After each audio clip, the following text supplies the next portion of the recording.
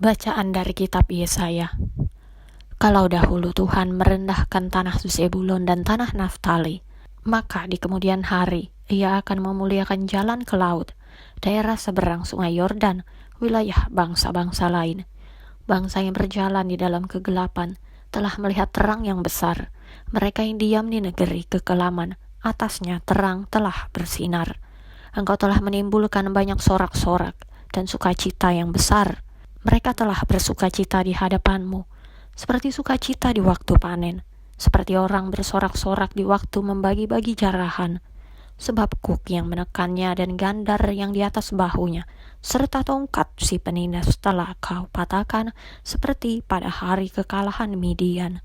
Demikianlah sabda Tuhan. Mazmur tanggapan. Tuhan adalah terang dan keselamatanku.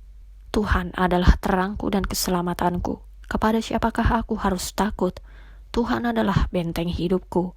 Terhadap siapakah aku harus gemetar? Tuhan adalah terang dan keselamatanku. Satu hal telah kuminta kepada Tuhan, itulah yang kuingini. Diam di rumah Tuhan seumur hidupku, menyaksikan kemurahan Tuhan dan menikmati bait-Nya.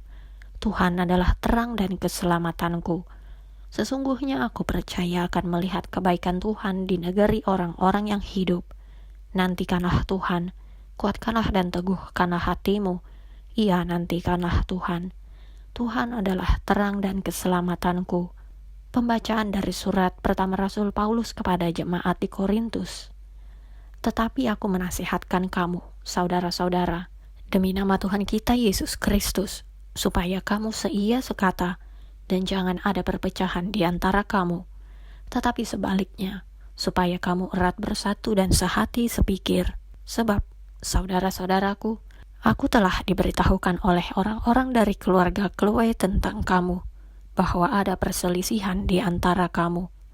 Yang aku maksudkan ialah, bahwa kamu masing-masing berkata, aku dari golongan Paulus, atau aku dari golongan Apolos, atau aku dari golongan Kefas, atau aku dari golongan Kristus.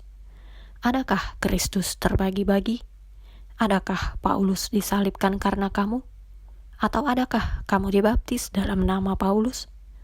Sebab Kristus mengutus aku bukan untuk membaptis, tetapi untuk memberitakan Injil. Dan itu pun bukan dengan hikmat perkataan, supaya salib Kristus jangan menjadi sia-sia. Demikianlah sabda Tuhan.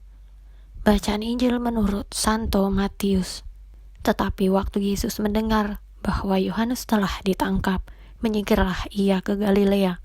Ia meninggalkan Nazaret dan diam di Kapernaum, di tepi danau, di daerah Zebulon dan Naftali, supaya genaplah firman yang disampaikan oleh Nabi Yesaya. Tanah Zebulon dan tanah Naftali, jalan ke laut, daerah seberang sungai Yordan, Galilea, wilayah bangsa-bangsa lain. Bangsa yang diam dalam kegelapan telah melihat terang yang besar, dan bagi mereka yang diam di negeri yang dinaungi maut telah terbit terang. Sejak waktu itulah Yesus memberitakan, bertobatlah, sebab kerajaan sorga sudah dekat.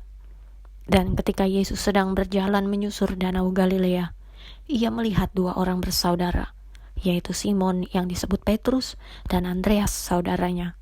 Mereka sedang menebarkan jala di danau, sebab mereka penjala ikan. Yesus berkata kepada mereka, mari, ikutlah aku, dan kamu akan kujadikan penjala manusia. Lalu mereka pun segera meninggalkan jalanya dan mengikuti dia. Dan setelah Yesus pergi dari sana, dilihatnya pula dua orang bersaudara, yaitu Yakobus anak Zebedeus dan Yohanes saudaranya, bersama ayah mereka Zebedeus, sedang membereskan jala di dalam perahu.